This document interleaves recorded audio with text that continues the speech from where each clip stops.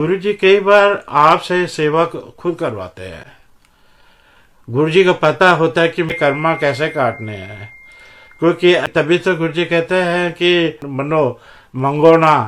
क्योंकि जब हम कोई चीज मांगते हैं किसी से, जब वो हमको मिल जाती है तो हमारा हाथ वापस हम खींच लेते हैं हम, और हमारे पास आ जाता है। और जब तक हम हमारे को दूसरी चीज की जरूरत नहीं होती, हम वापस हाथ फैलाते नहीं हैं। पर जब हम किसी को मांगते हैं तो गुरु का हाथ आपके सिर पे आता है, गुरु आपको पकड़ लेते हैं। तो गुरु को जब एक जैसे कोई बड़ा बच्चे को पकड़ लेता है, आप जैसे भीड़ में जाते हैं, हम आप देखते हैं कि हमसे जो बड़े होते हैं, हमारे माँ बाप होते हैं या बड़े भाई बहन होते हैं, वो भीड़ देखे आपको खुद ही पकड़ लेंगे और उनको लगेगा कि ये कहीं इधर उधर भटके नहीं, वो पैसे वैसे आपको पकड़ के ये भटक ना जाए मेले में या भीड़ के अंदर। ऐसे ही जब गुरु जी को पता होता है, गुरु को पता होता है कि ये इसका औखा टाइम है, ये इधर उधर ना, वो हमको पकड़ लेते हैं।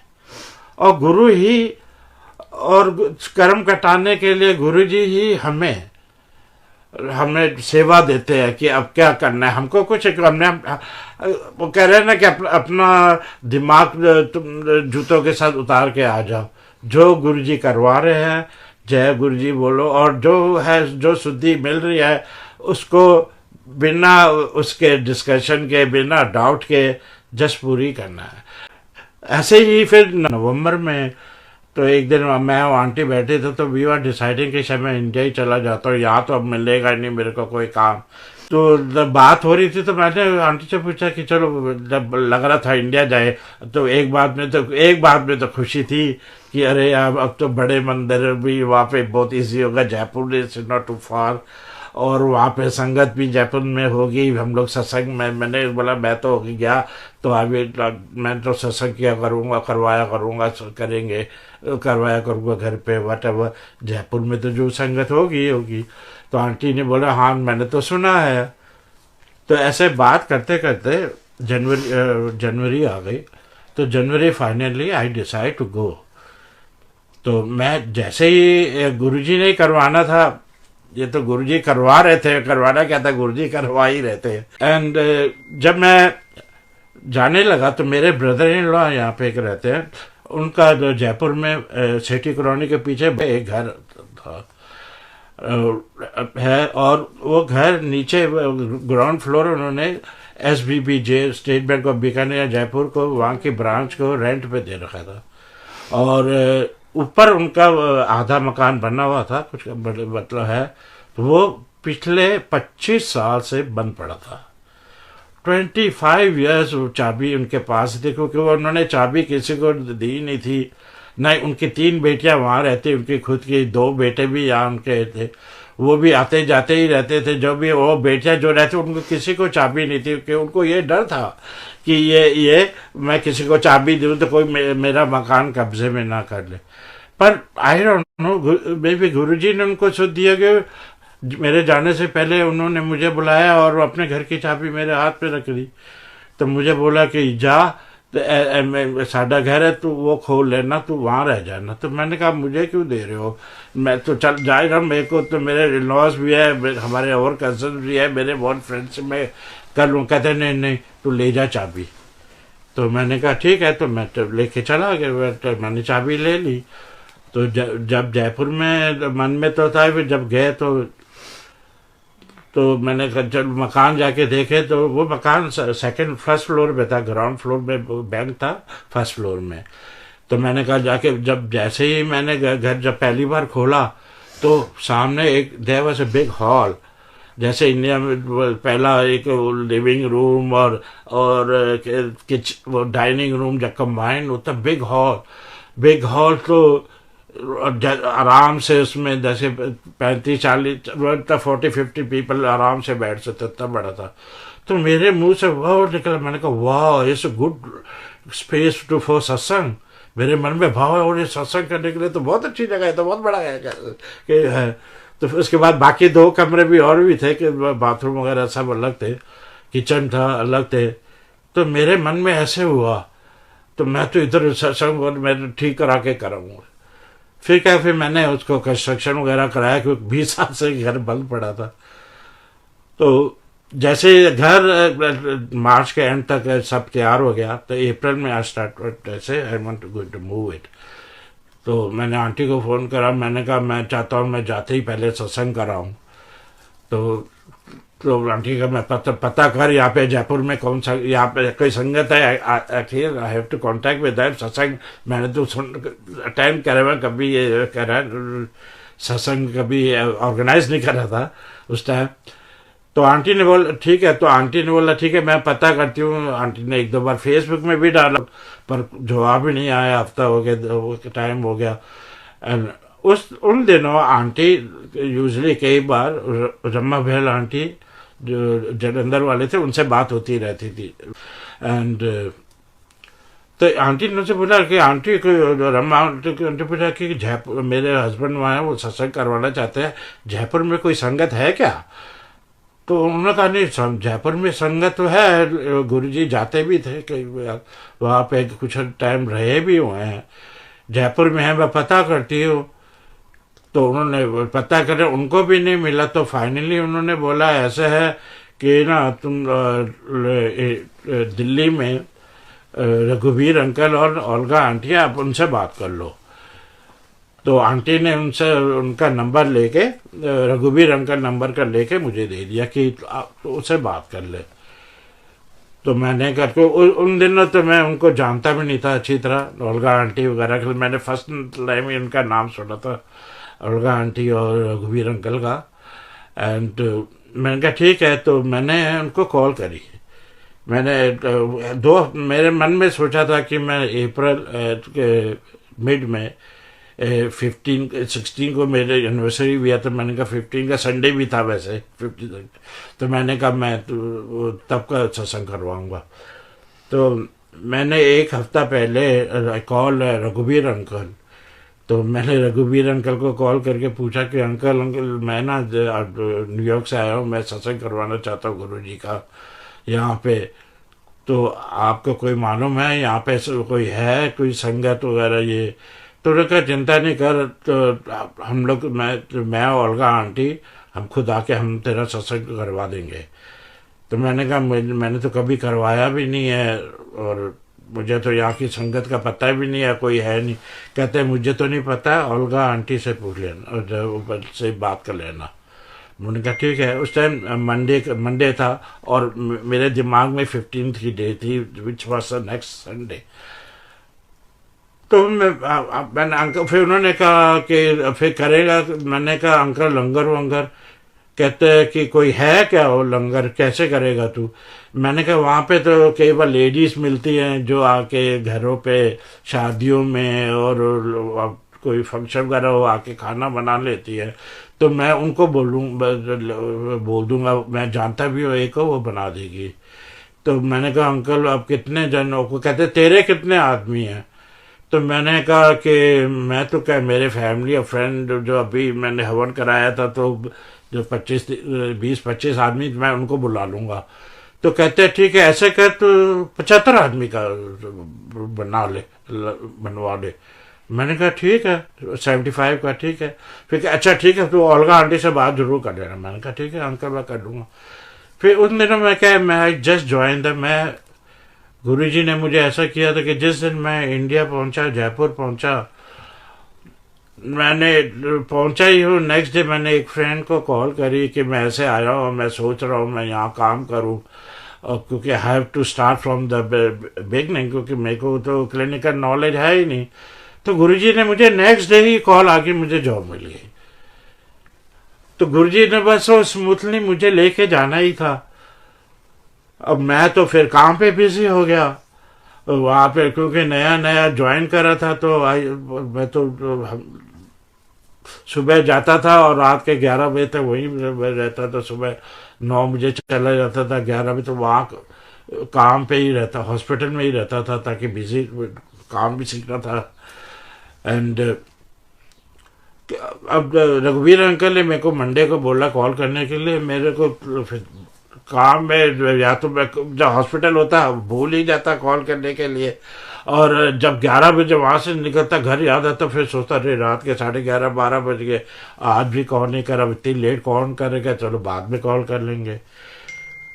थर्सडे मैं किसी को सर्जरी में थिएटर में असिस्ट कर रहा था, तो मेरे ना फ़ोन बज गया। फ़ोन का एक्चुअली मैं तो वाइब्रेशन में रखा हुआ था वहाँ, तो वो वाइब्रेट करे, फ़ोन रिंग आए, तो मैंने तो ध्यान नहीं दिया, उसको बंद किया। तो वो बार बार मैं आखिर मैंने तो थोड़ा बेक हुआ, तो मैंने इशारा करके उनको कि मैं बाहर चला गया, मुझे कोई इमरजेंसी है।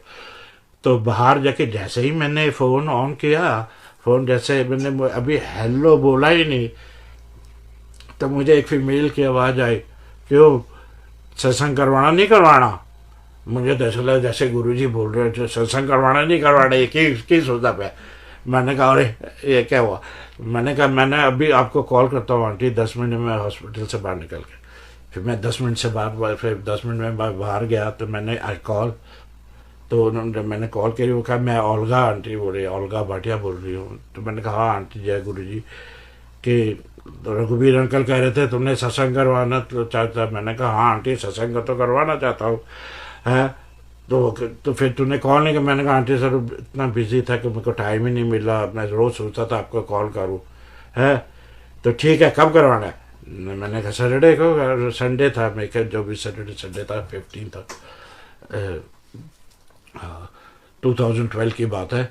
तो मैंने कहा नहीं आंटी तो कहते ठीक है तेरे पास क्या है, तो ठीक है हम आ जाएंगे। मैंने कहा अच्छा आप आ जाओ। कहते हाँ मैं और रघुवीर अंकल हम कुछ संगतों को लेकर, हम 2-3-4 जितने भी लोग गाड़ियों में आ जाएंगे और कुछ संगत आ जाएंगे तेरे पास, हम करवा देंगे।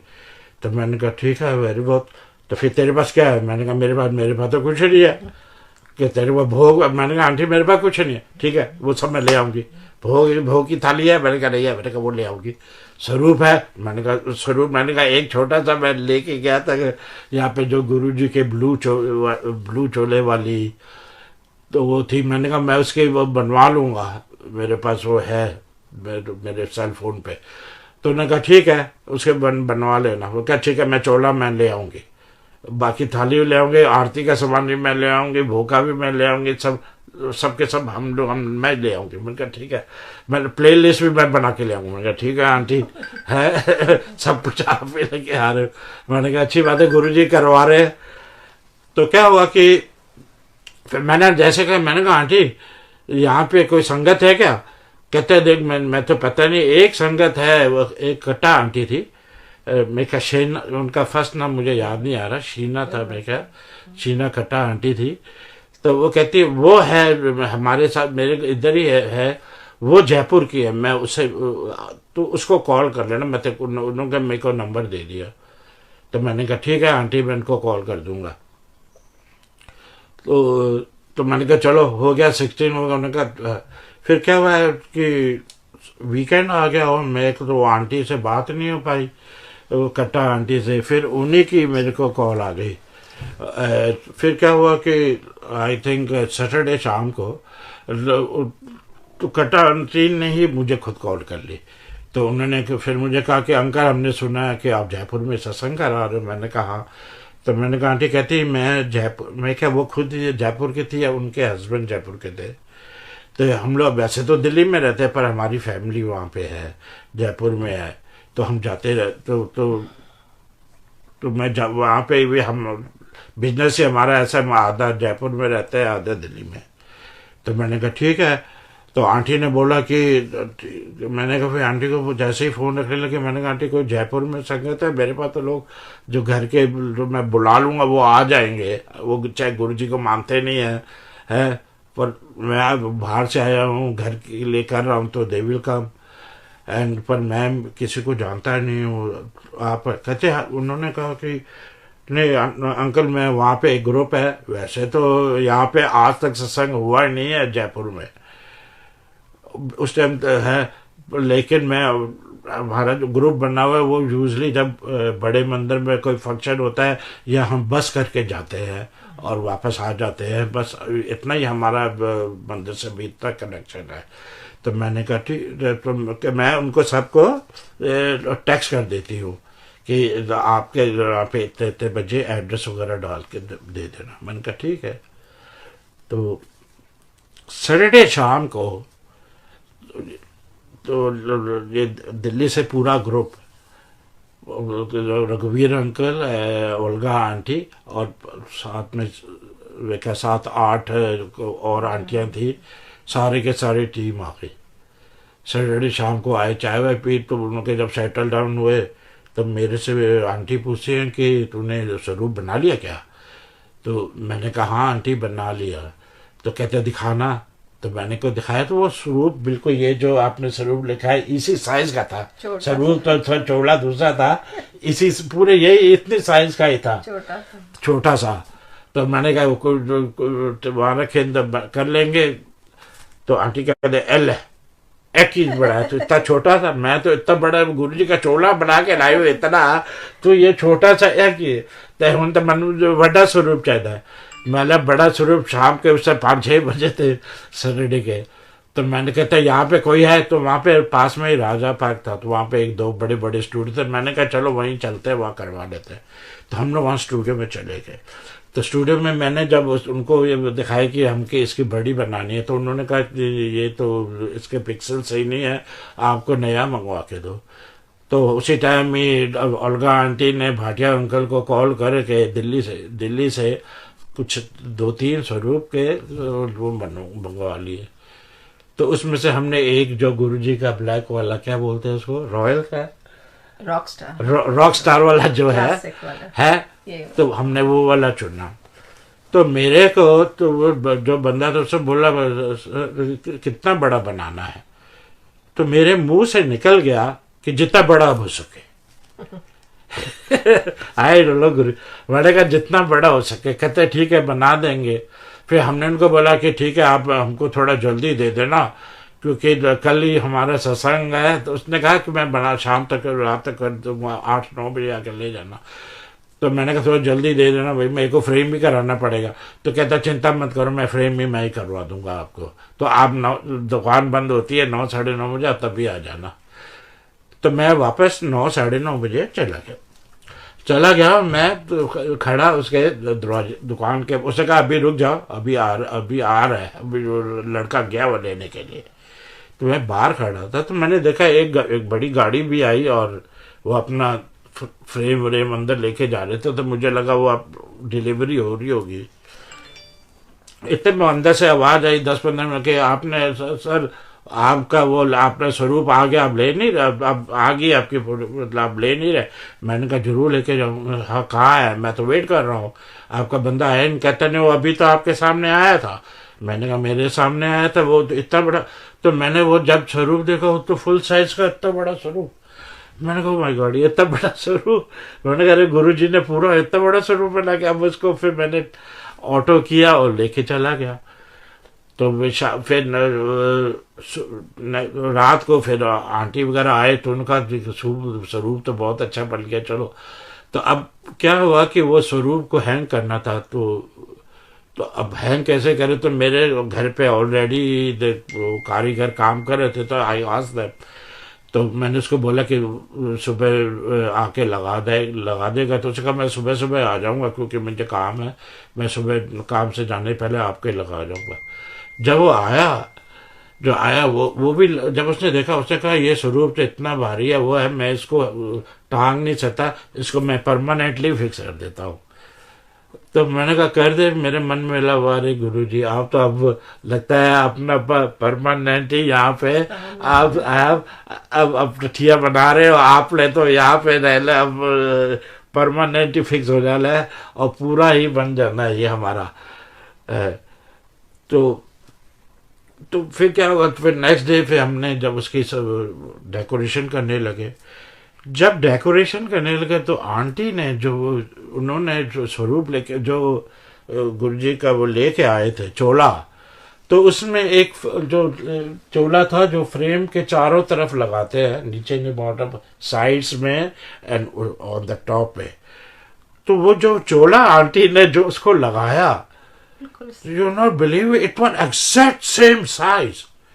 ना एक एक सेंटीमीटर आगे, ना एक, ऐसे लग रहा था कि इसी फ्रेम को नाप करके गुरुजी का चोला बना के लेके आए। तो ये गुरुजी के ही है कि हर चीज कैसे हुई। सत्संग में फिर शाम को फिर सब 2-3 और संगत भी आ गए दिल्ली से। तो सब ने क्या, जितनी आंटियां आई सब ने एक एक अपना डिपार्टमेंट संभाल लिया। कि किसी ने भोग संभाल लिया, किसी ने हेल्प करने चले गए लंगर बनाने वालों को, किसी ने चाय प्रसाद ले लिया। वो है तो सत्संग हुआ तो धीरे धीरे मेरे को लग रहा था पता नहीं कितने आदमी है, धीरे धीरे पूरा हॉल भर गया, वो भर गया। एंड जब लंगर बांटा तो इट वॉज एग्जैक्टली पूरे 75 प्लेट्स, पूरे जितना रघुवीर अंकल ने बोला था 75 के 75 पूरे ही संगत आई। ये तो गुरु जी की है। फिर क्या, जैसे ही हम लोग फिर तो नेचुरली तो सत्संग करना था। रघुवीर अंकल ने भी अपना सत्संग किया, जो हमेशा उन्होंने अपने आँख वाला किया। तो ओल्गा आंटी ने भी किया था सत्संग, मुझे याद नहीं कौन सा किया, मैंने भी शुक्राना किया। तब जो कट्टा आंटी जो इन्होंने जो जयपुर की थी और मुझे इन्होंने कॉल किया, तो वो भी आई थी, जो आ गई थी। तो उन्होंने कहा कि मैं सत्संग करना चाहती हूँ। तो उन्होंने कहा ठीक है। तो वो सत्संग में उन्होंने जो सत्संग करा, और सत्संग में ये बताया कि नवंबर में एक दिन वो कट्टा आंटी और कट्टा अंकल दोनों जयपुर में ही अपने घर पे बैठ के ऐसे शाम को डिस्कशन कर रहे थे कि जयपुर में काफ़ी संगत है और जयपुर में कभी सत्संग हुआ ही नहीं, तो हमको करना चाहिए। तो वो खुद मतलब डिसाइड कर मतलब है कि सत्संग शुरू करे है। पर वो कहते हैं अंकल फिर हम लोग बात करने लगे, पर जयपुर में बात करते करते जय गुरु जी, बात करते करते उनको लगा कि नहीं घर तो बहुत छोटा है, कैसे करेंगे, फिर ये कैसे करेंगे, बैठाएंगे कहाँ पे, वो कैसे करेंगे, कैसे। उसी डिस्कशन में हम लोग सो गए। तो मतलब बात पूरी नहीं की, हम लोग सो गए। सोने जब वो सोए तो उसने रात को कट्टा आंटी को सपना आया। कट्टा आंटी को ये सपना आया कि वो अंकल के साथ एक जा रहे हैं, एक टाइप की, कहते बिल्कुल जो जिस कॉलोनी में मैंने कर रहा था वो वैसी की वैसी कॉलोनी थी। और कहते जब जैसे ही हम लोग आप इधर घर ही मेरे को ऐसे लग रहा था, तो हम ऐसे घर से क्रॉस कर रहे थे तो उनको शब्द की आवाज़ आ रही थी। तो उनको ऐसे शब्द की आवाज़ है। तो कट्टा आंटी ने कहा कि सपने में कट्टा आंटी हम अंकल को बोला गाड़ी रोको गाड़ी रोको, मुझे ना सपने के मेरे को ना ऐसा लग रहा है कोई गुरुजी का सत्संग हो रहा है। तो मैं ना जा देखती हूँ किसका घर है। तो वो कहती है सपने में ही वो ऐसा दरवाजा खोल के वो घर के सीढ़ियों से सेकंड फ्लोर में फर्स्ट फ्लोर पे चली गई। कहते जैसे ही वो दरवाजा खुला हुआ था तो देखा तो आगे काफ़ी संगत बैठी हुई हॉल में भरा हुआ है। तो राइट हैंड साइड में गुरु जी का स्वरूप रखा हुआ है, वहाँ पे दरबार बना हुआ है। तो वो तो गई और सपने में ही उन्होंने दरबार को मत्था टेका और फटाफट वापस जाने लगे अपने हस्बैंड को बुलाने के लिए। कहते हैं जैसे ही मैं मुड़ी और सीढ़ियाँ उतरने लगे तो मेरे को पीछे से आवाज़ आई कि इतने गुरु जी ते खाली मत्था टेके जाने नहीं है, लंगर खा के ब्लेसिंग लेके जानी होती है वे। तो कहते मैंने पीछे देखा तो सारा यही लोग थे, ऐसे ही मतलब आप जैसा ही कोई आदमी था। कहते मेरे को शक्ल ले आधे कपड़े वैसे ही थे, पैजामा कुर्ते में थे है। तो मैं भागी, तो मैंने कहा मैं भी आती हूँ। तो मैं जाके अंकल को लेके आई। तो ये गुरुजी है। मतलब फिर आप देखिए मतलब गुरुजी हर किसी का सपना पूरा करते हैं। कर्मा गुरुजी खुद करवाते हैं। गुरु जी से किससे सेवा लेनी है, कैसी सेवा लेनी है। पर उसके बाद में तो एवरी मंथ सत्संग वहाँ मेरे घर पे ही होने लगा था जहाँ मैं रहता था। 2 साल तक मेरे घर पे ही एवरी मंथ होता रहा। और फिर 2 साल के बाद जब वापस मेरा आने का प्रोग्राम बना तो तब जाके फिर वो संगतों में कई संगतें आगे आई है। पुरानी संगत भी थी वहाँ पे, एक दो वो भी आगे आए। और अब तो जयपुर में इतनी ज़्यादा संगत है, रोज सत्संग होते हैं, इतने सत्संग होते हैं, रोज संगत होते हैं। तो ये गुरु जी की सेवा है। गुरु जी ने मतलब जो भी जैसे किसे कर्मा कटवाने हैं जो करवाते हैं वो है। इससे जुड़ा एक छोटा सा एक और मैं सत्संग बताऊंगा। जहाँ पे मैं सत्संग करता था, मेरा घर था जहाँ पे सत्संग होता था, मेरे सामने ही मेरी चाची जी रहते थे। क्योंकि वो बिल्कुल सब रिलेटिव से थे, आसपास सब रहने वाले। मेरी चाची जी वो बहुत उस टाइम बहुत ओल्ड थी, लाइक 85 95 की होगी, उल्टा 90 प्लस थी। एंड उनके साथ में उनके बेटे की डेथ हो चुकी थी, पर उनकी बहू और आशा भाभी एंड उनका बेटा पुनीत और उनकी वाइफ कामना आंटी रहती थी। और पुनीत अंकल और कामना आंटी के एक बेटी थी 13 साल की, वो उनके साथ मतलब वो थे। वो बहुत ही तीनों के तीनों मतलब मेरी भाभी और उनके कामना आंटी और पुनीत अंकल, वो तीनों बड़े मेरी अपने ग्रैंड मदर के, मेरी चाची जी की काफ़ी सेवा करते रहते। तो शी वाज वेरी ओल्ड। तो कुछ 1 साल के बाद मेरे चाची जी की डेथ हो गई थी। एंड तो सब हो गए, तो वो लोग फिर अकेले ही थे, फिर रह रहे थे। तो एक दिन मैं सुबह हॉस्पिटल जाने से पहले तो मैंने कहा थोड़ा वहाँ चला गया था किसी काम से, तो वो ब्रेकफास्ट कर रहे थे, तो मुझे बोला आप भी बैठ जाओ। तो मैंने कहा मैंने भी, हम लोग ब्रेकफास्ट करने लगे। तो मेरे को कामना आंटी थोड़ा वीक सी लगी। तो मैंने से पूछा कि एवरीथिंग इज ओके, तो तबीयत ख़राब लग रही है। कहती नहीं, वो मेरे को अनीमिया हो रहा है ना, इसलिए मेरे को थोड़ा कमज़ोरी रहती है और थोड़ा वो रहते। तो मैंने कहा क्यों, तो कोई ट्रीटमेंट करा रहे हैं क्या? First of all what is the main cause of anaemia? क्योंकि या तो ब्लड प्रोडक्शन कम होता हो या आपके ब्लीडिंग ज़्यादा हो रही हो कहीं से। तो डिड यू चेक, आपने जाके चेक करवाया किसी से? वो है तो कहती हाँ। तो वो पूरी बात का जवाब नहीं दे रहे थे।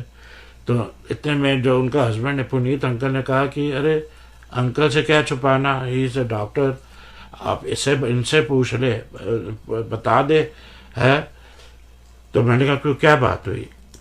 तो कहते हैं in fact she want to pregnant again. वो वह है तो कोशिश कर रही हूँ, पर वो डॉक्टर कहता है कि मेरे को यूट्रस में ट्यूमर है, और मैं तो ट्यूमर है तो इस वेरी अब इम्पॉसिबल है, बिल्कुल जो मर्जी करो नहीं हो सकता, वो स्टे ही नहीं होगा। फाइब्रॉइड था मेरे ख्याल उनको। एंड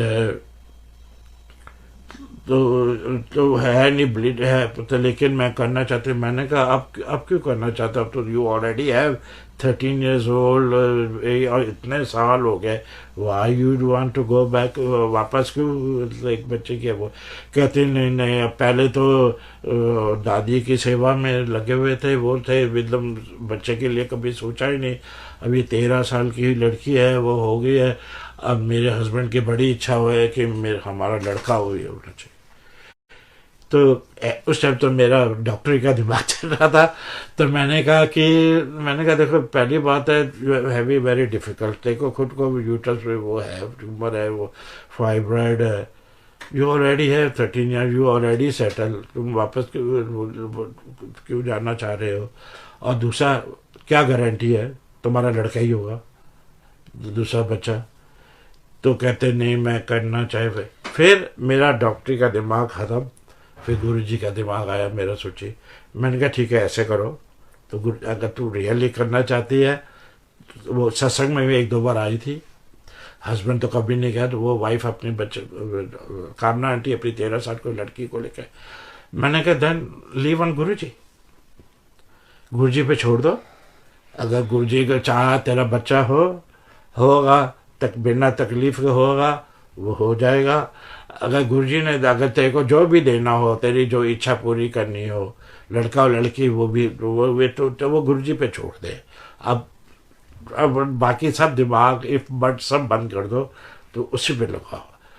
तो मैंने कहा रोज सुबह सुबह उठ के जब चाय बनाती हो, गुरु जी को भोग लगा दिया करो, फिर बाद में पी लिया करो उसको। एंड मंडे के मंडे समोसा, शाम को चाय प्रसाद के साथ समोसा प्रसाद मिठाई करके ये कर दे। तो उसने कहा ठीक है। तो आई थिंक मैं फिर चला गया अपने हॉस्पिटल। 1-2 महीने के बाद में जब मेरे घर पे वापस सत्संग था, तो उसके बाद में मेरे को वापस अमेरिका आना था। तो आंटी भी आई हुई थी। तो आंटी, जब मैंने कहा मैं जा रहा हूँ, तो कहते अरे आप तो जा रहे हो, मैं तो आपको खुशखबरी सुनाने आई थी। मैंने कहा अच्छा क्या खुशखबरी है भाई, है सब कुछ ठीक है क्या? मेरा ना जो मैं प्रेगनेंसी की प्रॉब्लम आ रही थी, मैंने वापस, तो अब बिल्कुल सही है। अब डॉक्टर खुद ही हैरान है, आई एम प्रेगनेंट नाउ, तो 3 महीने के भी हो गया है। आई एम सो हैप्पी है। डॉक्टर ने कहा कि अब कोई तकलीफ नहीं होगी। तो मैंने कहा चलो बहुत अच्छी बात है, तेरी आधी इच्छा तो पूरी हो गई। अब देखो है, बाद में गुरु जी की मेहर है, गुरु जी का आशीर्वाद है, क्या है, उसका लड़का हुआ। तो गुरु जी पे छोड़ दो। आप गुरु जी पे विश्वास के अगर छोड़ दो तो गुरु जी करते ही है। पर कई बार क्या होता है कि हम अगर किसी को जाके बोलते हैं ना, बिल्कुल विश्वास के साथ करो, है गुरुजी करेंगे, फिर गुरुजी वो करते ही है, क्योंकि गुरुजी भी आपकी लाज रखते हैं कि ये मेरे लिए बोल के आया है। जय गुरु जी।